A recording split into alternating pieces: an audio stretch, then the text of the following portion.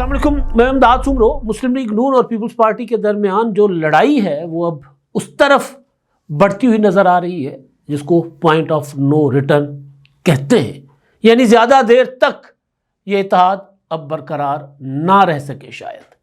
कल इस हवाले से मेरी ऐवान सदर में कुछ मेरे ज़राए हैं, यानी सदर मुमलिकत आसिफ अली जरदारी साहब के करीबी और बिलावल भुट्टो जरदारी साहब के करीबी ज़राए, उनसे मैंने कुछ खबर ली, पता किया कि मामला किस तरफ जा रहे हैं। ख़ास तौर पर मेरे जहन में ख्वाजा आसिफ साहब की वो तकरीर थी जो उन्होंने परसों की थी, जिसका जवाब मौके पर शैला रज़ा साहबा ने तो दे दिया था, लेकिन कल उसके ऊपर नवीद कमर साहब भी बोले थे। और कल सुबह का जो मेरा पहला व्लॉग था सुबह 5 बजे का, मैंने उसमें आपको बता दिया था कि मामलात गड़बड़ होते हुए नज़र आ रहे हैं, बल्कि ज़्यादा गड़बड़ हो रही है, क्योंकि जिस तरह ख्वाजा आसिफ साहब ने गुफ्तगू की है वो इस तरह ऐसे मामलात पर होती नहीं है। यानी 18वीं आईनी तरमीम को ढकोसला कह देना, उनको पता है कि 28वीं आईनी तरमीम को लेकर पीपल्स पार्टी कितनी सेंसिटिव रही है हमेशा, या सूबाई खुद मुख्तारी के दीगर मामलात। एक तो ये थी तकरीर जो सामने आ गई, लेकिन कुछ ऐसे वाक़यात जिसको ज़्यादा मीडिया ने मुनासिब नहीं समझा कि उसके ऊपर काम किया जाए कि ये क्या हुआ है। एक ऑर्डिनेंस जो सदर के दस्तखत के बगैर जारी कर दिया गया था, एक स्पेशल इकोनॉमिक जोन का ऑर्डिनेंस, उस ऑर्डिनेंस के नफाज के बाद 18वीं तरमीम के कई हिस्से गैर मुअस्सर हो जाने थे, जिस पर पीपल्स पार्टी ने, आपको याद होगा कि जो सेनेट और कौमी असेंबली में बहुत शदीद रद्द अमल दिया था। नवीद कमर साहब ने उस ऑर्डिनेंस के नफाज, यानी उनका दावा तो यह था कि उस ऐवान सदर तो गया ही नहीं ऑर्डिनेंस, तो नाफिज कैसे हो गया। उसको उन्होंने कहा था कि पार्लिमानी तारीख का स्याह तरीन दिन। हुकूमत का ख्याल था कि क्योंकि डिजिटलाइज हो गया सारा कुछ, तो उसमें जरा कहीं गलत फहमी हो गई है कि हम ये समझे कि ऑर्डिनेंस ऐवान सदर जाकर वापस आ गया हुआ है तो हम इसको नाफिज कर देते हैं।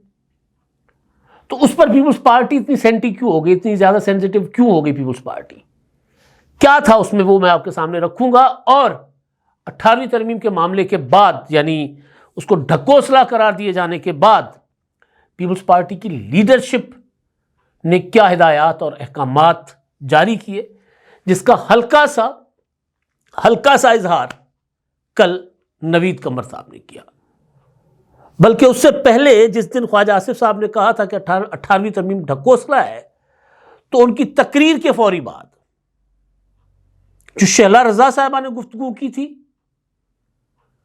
उन्होंने 18वीं तरमीम को रिपील करने, उसको ख़त्म करने को एक साजिश करार दिया था पाकिस्तान के खिलाफ। साथ ही उन्होंने ये भी कहा था कि ये मत भूलें कि सिंध एक अलग मुल्क था। उन्होंने ये भी कहा था कि जिसने क़याम पाकिस्तान के बाद हमारे आबा व अजदाद को बाहें खोल कर जिसका इस्तकबाल किया और अपने पास रखा, तो वो खैर, यानी उन्होंने एक तरह से इशारा दे दिया था कि ये क्या करने जा रही है मुस्लिम लीग नून या उनकी हुकूमत। अब कल जो नवीद कमर साहब ने कौमी असेंबली में जब बात की, उन्होंने कहा कि जी ख्वाजा आसिफ साहब जो हैं उन्होंने ढकोसला करार दिया 18वीं तरमीम को। ख्वाजा आसिफ साहब मुस्लिम लीग नून के सीनियर रहनुमा हैं और उनके इस बयान को मैं उनकी पार्टी की पॉलिसी समझूंगा। हुकूमत अपनी पोजीशन वाज़ेह करे 18वीं तरमीम के बारे में, सूबों के इख्तियारात के बारे में। उन्होंने कहा कि गुल प्लाजा की आग से 18वीं तरमीम कैसे निकल आई, और रिश्तेदारी निकाल ली ना ख्वाजा आसिफ साहब ने गुल प्लाजा की आग से 18वीं तरमीम की। जाहिर है सूबों में हादसात वाक़यात सारे होते हैं, सूबाई हुकूमत उसकी जिम्मेदार होती हैं, उसमें आइन का कसूर नहीं होता, उसमें वो जो आपका बंदोबस्त है उसका तो कसूर हो सकता है, लेकिन जो आइन आपको स्कीम ऑफ थिंग्स देती है उसका कसूर नहीं होता कि आज क्योंकि आग लग गई कराची में तो 18वीं तरमीम ख़त्म कर दे, सूबे ख़त्म कर दे, 1 यूनिट लगा दे या नए सूबे बना दे। तो उन्होंने कहा कि जी कहाँ से आ गई 18वीं तरमीम آگ اس سے تو اپنا آگ سے. تو پھر انہوں نے کہا کہ جی یہ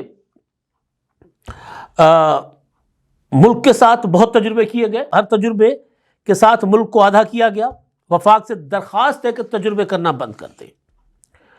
اس پر جو جواب دیا رانا تنویر صاحب، مجھے یاد ہے کہ کچھ عرصہ پہلے انہوں نے شیخو پورہ میں ایک تقریب میں خطاب کرتے ہوئے کہا تھا کہ 18ویں ترمیم وہ ختم ہونا چاہیے.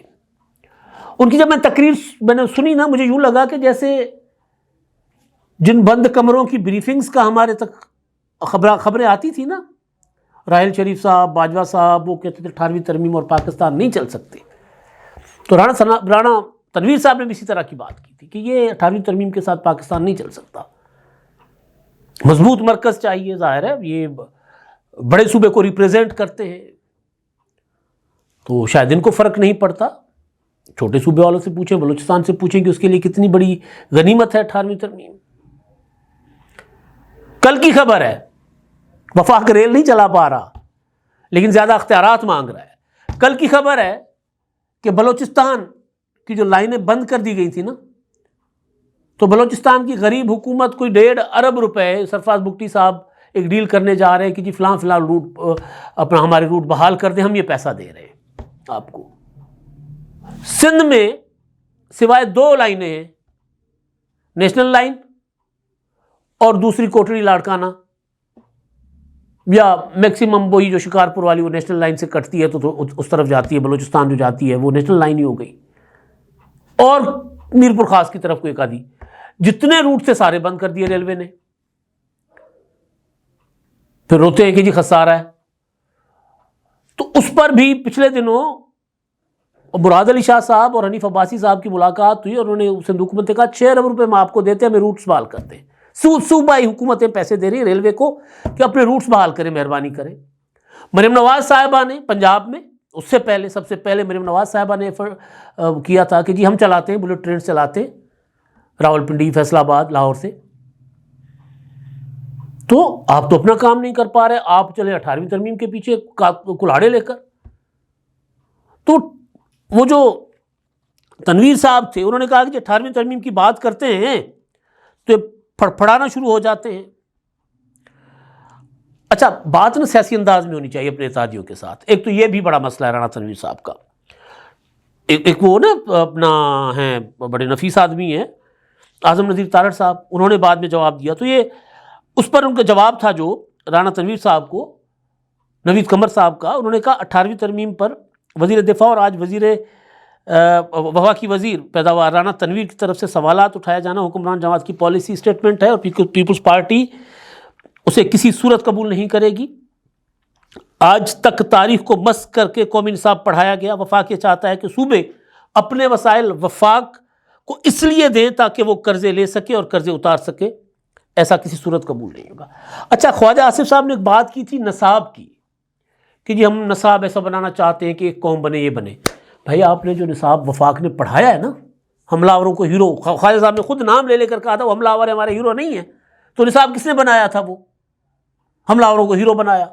ضیاء الحق کو کس نے پڑھایا نصاب میں؟ انتہا پسندی کس نے پڑھائی نصاب میں؟ تو یہ تجربے ہو چکے ہوئے. تو وہ یہ کہہ رہے ہیں کہ جی آپ ایسا نہ کریں. اس کے جواب میں اعظم نذیر تارڑ صاحب نے بڑی ریزنیبل بات کی. انہوں نے کہا کہ جی یہ خواجہ آصف صاحب کی نا ذاتی رائے ہے ڈھکوسلا قرار دینا، اور ہمیں اسے مسئلہ نہیں بنانا چاہیے. تو یہ اور پیپلز پارٹی کی سحر کامران نے کہا کہ جی ڈھکوسلا 18ویں آئینی ترمیم نہیں، ڈھکوسلا وہ صدارتی آرڈیننس تھا جو حکومت نے صدر کے دستخطوں کے بغیر جاری کر دیا. وہ کون سا آرڈیننس تھا؟ اس پر اب آتے ہیں.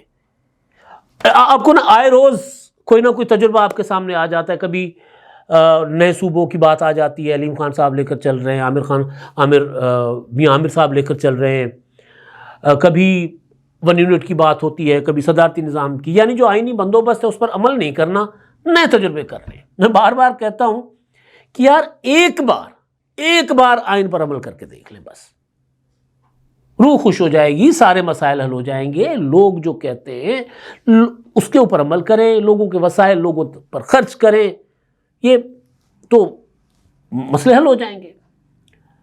بہرحال اب آپ کو یاد ہوگا کچھ دن پہلے جو میں نے آرڈیننس کی بات کی اب وہ آرڈیننس تھا کیا؟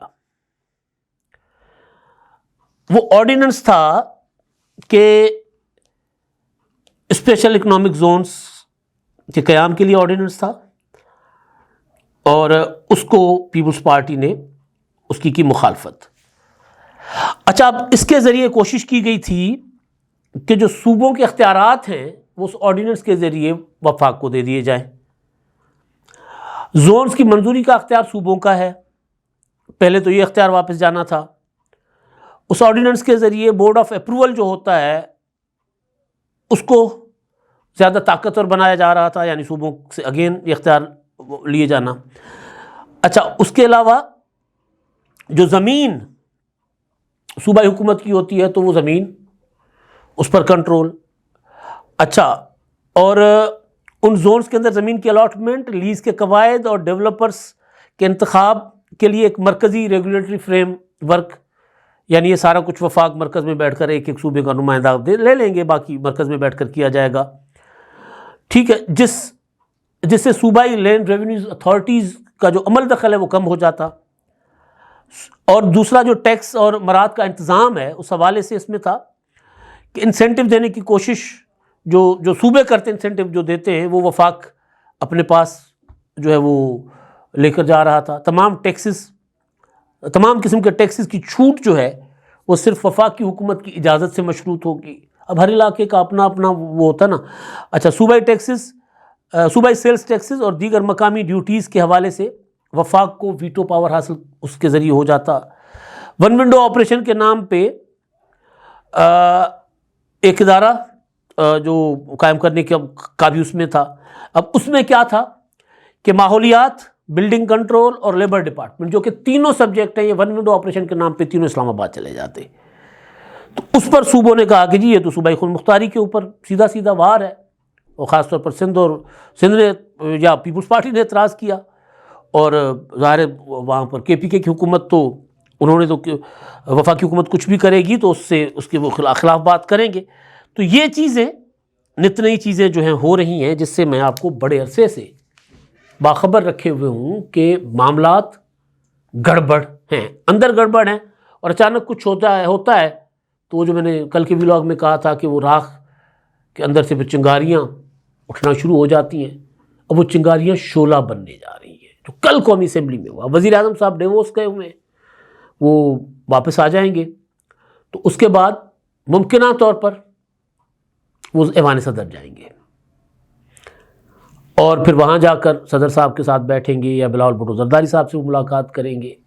کیونکہ میری جو معلومات تھی جو میں نے آپ کے پاس رکھی تھی پچھلے دنوں، یہ اس خاص طور پر اسپیشل اکنامک زون کا جو معاملہ تھا، اس میں یہ تھا کہ پیپلز پارٹی نے مشروط کیا ہوا تھا وفاقی حکومت کے ساتھ تعاون۔ کل تو خیر کچھ ترامیم میں تعاون کر لیا، لیکن وہ آگے چل کے جیسے بجٹ کی تیاری کا مرحلہ ہوگا، عمل ہوگا، تو اس میں پھر دوبارہ ان کے درمیان معاملات گڑبڑ ہوں گے۔ اب اس کو اگر وفاقی حکومت واقعی اس میں 18ویں ترمیم کو ریپیل کرنے میں سنجیدہ نہیں ہے، یہ خواجہ آصف صاحب کی اور رانا تنویر صاحب کی ذاتی رائے ہے، تو پھر تو معاملہ دب جائے گا۔